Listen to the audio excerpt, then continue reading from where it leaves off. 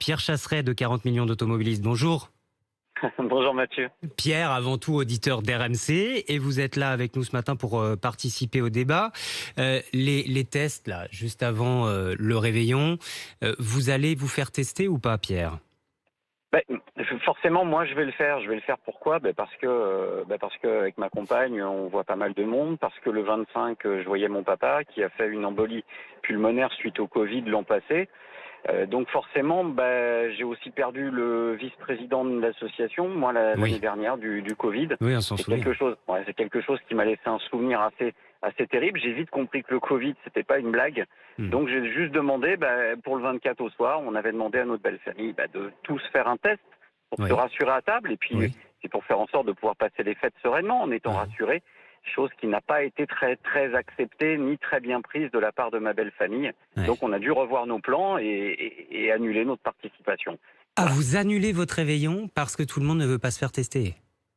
Ça me paraissait. Je me dis, c'est comme dans un couple quand l'un des deux souhaite faire un test HIV pour pouvoir se passer des préservatifs.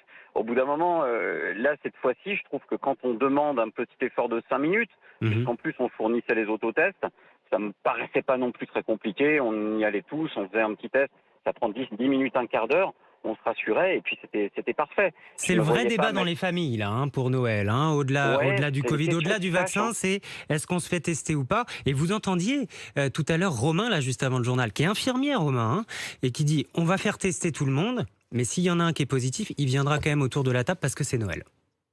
Chacun son choix. Après, je me dis Quitte que à se faire contaminer. si chacun pratique comme ça, Mathieu, demain on a 66 millions de contaminations. Hein. Faut Je être suis très bien clair. d'accord. Donc au bout d'un moment, il faut savoir ce qu'on veut. Moi, j'ai pas envie de revivre la période de confinement. J'ai pas accepté, j'ai pas apprécié. J'ai pas envie de revivre des couvre-feux. J'ai pas envie de vivre tout ça. Et je me dis que si chacun il va de son petit geste. Alors évidemment, il y a ceux qui sont moins exposés, qui vont pas se faire tester parce qu'ils savent pertinemment qu'il n'y a pas eu de souci. Mais Mhm. attention, on peut avoir des mauvaises surprises. J'ai entendu un témoignage ce matin d'un petit garçon sur RMC, 13 ans. Il est positif, il s'y attendait pas. Mais oui, le pauvre. Il J'ai pas s'isole. surtout. C'est très hygiéniste ce que je vais dire et j'en suis désolé. Je porte pas de jugement sur ceux qui le feront pas, mais en tout cas moi, j'ai pas envie de me sentir responsable, Mathieu, demain d'une contamination au sein de la Mhm. famille. Oui, On c'est va ça le aussi aller risque. voir la grand-mère de ma compagne qui a 90 ans. Oui.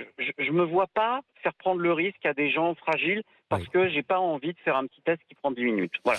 Le débat en toute franchise, comme tous les matins sur RMC 32-16. Vous continuez jusqu'à 8h15 tout à l'heure avec notre forte tête Fathia Agag Boudjalat. Merci Pierre Chasseret d'être passé par RMC en ce 24 décembre.